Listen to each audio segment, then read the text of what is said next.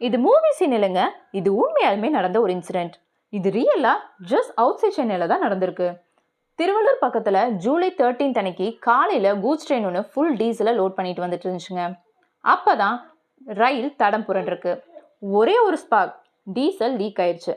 சின்ன சின்ன விஷயம்னு நினச்சிட்டு இருக்கோம், ஆனால் கிட்டத்தட்ட 18 ரயில் பெட்டிகள் தீக்கிரையாயிருக்கு.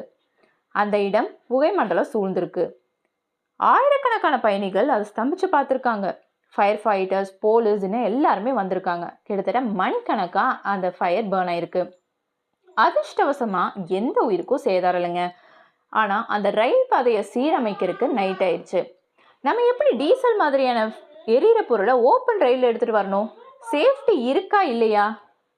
இந்த வீடியோவை ஷேர் பண்ணுங்க, பிகாஸ் ஒரு ஸ்பார்க் பேரழிவே உண்டாக்கலாம். இந்த சேனல் உங்களுக்கு பிடிச்சிருந்துச்சு அப்படின்னா லைக் பண்ணுங்க, கமெண்ட் பண்ணுங்க, சப்ஸ்கிரைப் பண்ணுங்க for more real stories from India.